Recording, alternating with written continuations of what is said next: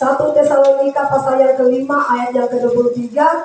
Dalam nama Yesus, 1, 2, 3. Semoga Allah damai sejahtera menguduskan kamu seluruhnya, dan semoga roh, jiwa, dan tubuhmu terpelihara sempurna dengan tak bercacat pada kedatangan Yesus Kristus Tuhan kita. Haleluya. Saudara yang diberkati oleh Tuhan Yesus, firman Tuhan yang kita baca pada sore hari ini berbicara tentang tubuh, jiwa, dan roh. Saudara,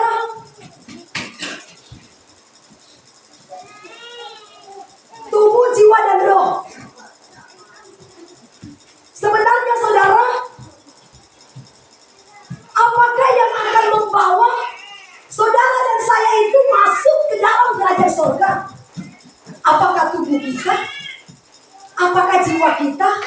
Atau apakah roh kita? Ya. Jadi ada 3 hal ya. Jadi sekali lagi saudara, saya jelaskan ya. Di antara tubuh, jiwa, dan roh, apakah yang akan membawa saudara dan saya masuk ke dalam kerajaan surga? Apakah tubuh kita? Apakah jiwa kita? Ataukah roh kita? Saudara, firman Tuhan katakan begini. Semoga Allah damai sejahtera menguduskan kamu seluruhnya, dan semoga roh, jiwa, dan tubuhmu terpelihara sempurna dengan tak bercacat pada kedatangan Yesus Kristus Tuhan kita. Ternyata saudara, yang akan membawa saudara dan saya masuk ke dalam kerajaan surga ya, adalah tubuh, jiwa, dan roh harus sempurna di hadapan Allah. Oke? Ini firman yang bilang, bukan saya. Saudara, saya mau kasih tahu. Saya jelaskan dulu tentang tubuh. Di dalam tubuh manusia ada 5 panca indera. Siapa tahu 5 panca indera? Mbak Angel, 5 panca indera apa? Hafal nggak? Siapa tahu 5 panca indera? Kuat. Apa?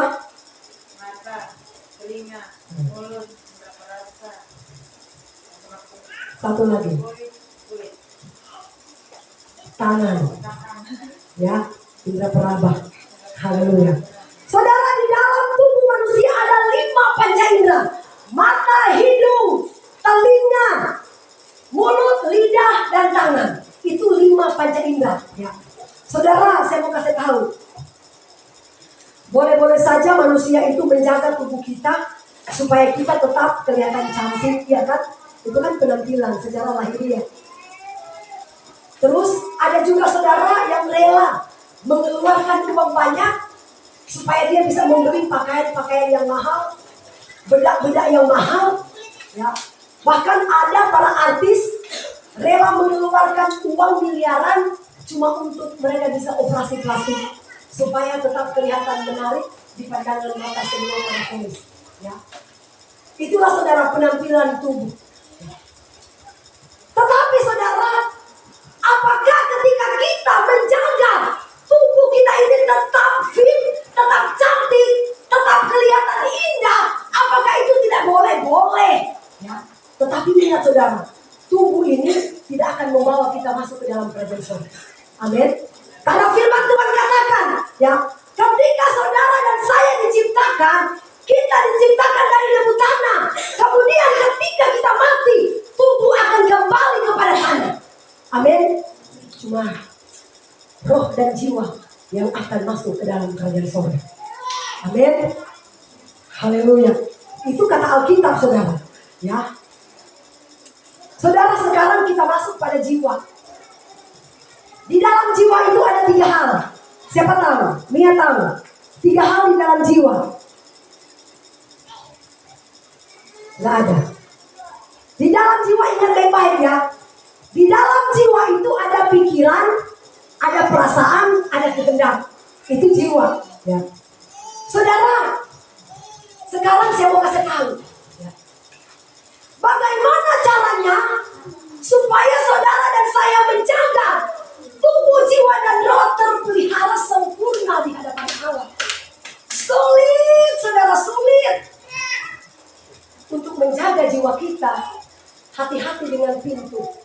pintu masuk ke jiwa adalah tubuh.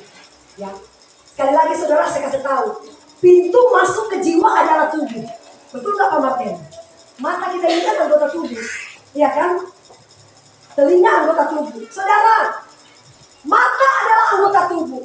Ketika mata kita, saudara, kita salah mempergunakan, kita mungkin rajin melihat film-film porno atau perempuan-perempuan yang pakaiannya seksi-seksi, ya kan? Yang bahenol-bahenol. Saudara saya kasih tahu, ketika kita senang menonton film-film porno seperti itu akan merusak jiwa kita. Betul nggak? Ya. Melalui apa? Melalui pintu tubuh kita. Mata kan anggota tubuh.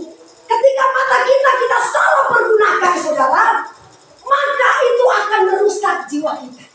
Akhirnya, karena kita suka sekali menonton film-film porno, mulai kita menghayal, ya kan? Mulai kita berhalusinasi. Aduh, saya nonton ini begini. Akhirnya apa? Istri kita ada di kampung. Terus kita seringkali nonton film-film begitu. Satu-satunya selingkuh atau terjadi pemerkosaan di mana-mana. Seperti kejadian yang beberapa tahun yang lalu. Seorang bapak baru selesai dia nonton film porno. Tiba-tiba ketika dia melihat seorang anak kecil kelas 1 SD. Kalau saudara dulu lama di sini, saudara pasti tahu itu. Ya. Dia baru selesai nonton film porno.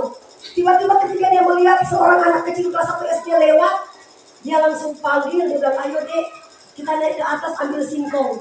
Ternyata setelah sampai di atas, pas di sekolah, di atas gereja, dulu kan sekolah di atas gereja, diperkosa anak kecil itu di sekolah. Saya tidak tahu apakah orang itu masih di penjara atau sudah keluar, saya tidak tahu. Yang saya dengar katanya dia 18 tahun penjara. Dan baru-baru ini juga sudah kejadian. Ya, mungkin beberapa bulan yang lalu atau tahun yang lalu. Ya. Nah saudara, itulah ya. Karena kita membuka lebar-lebar pintu masuk lewat tubuh, akhirnya jiwa kita jadi rusak. Makanya saudara saya mau kasih tahu, jagalah baik-baik semua anggota tubuh kita, yaitu 5 panca indera. Lebih baik saudara mata kita pergunakan untuk apa? Dengar khotbah di YouTube, iya kan? Atau kita baca Alkitab kah? Supaya itu menguatkan jiwa kita. Saudara saya kasih tahu, kalau jiwa kita ini sudah rusak, roh juga pasti akan rusak.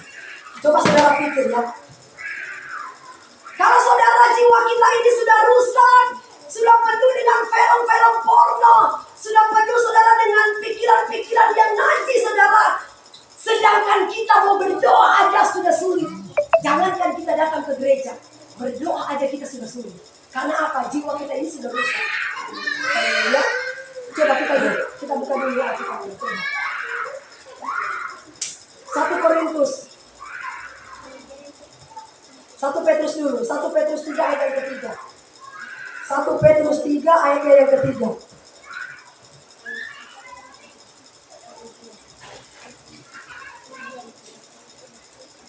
Saudara lihat ya.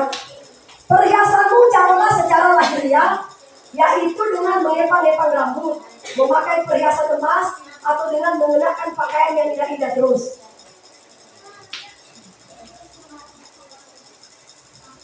Tetapi perhiasanmu ialah manusia batinia yang tersembunyi dengan perhiasan yang tidak binasa, yang berasal dari roh yang lemah lembut dan terbang, yang sangat berharga di mata Allah.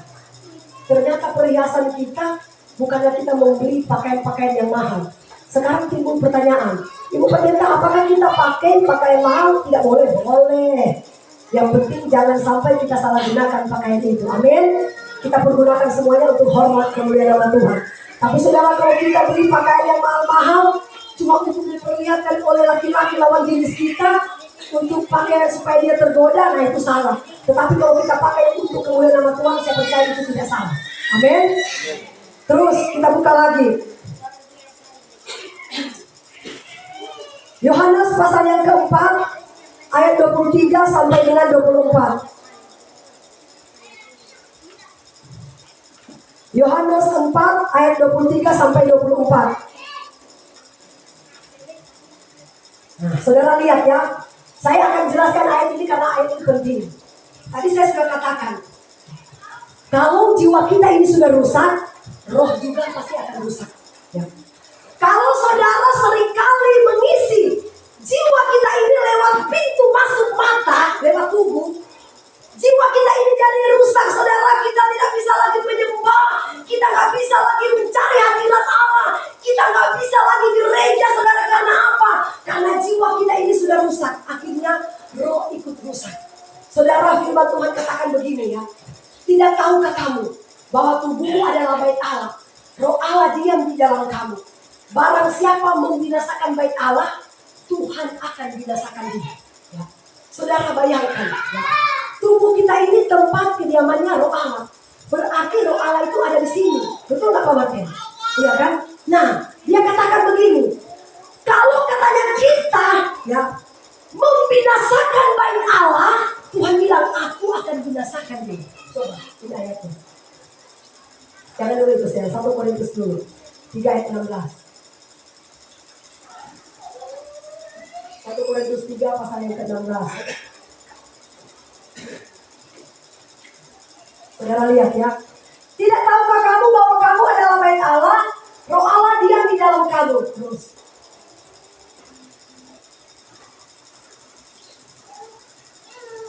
Jika ada orang yang membinasakan bait Allah, maka Allah akan membinasakan dia.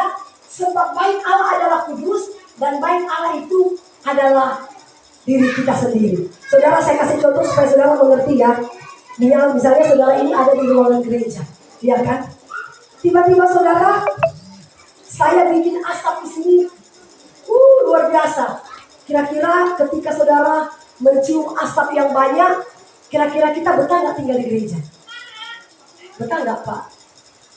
Pak ini penuh dengan asap, kira-kira betah nggak kita?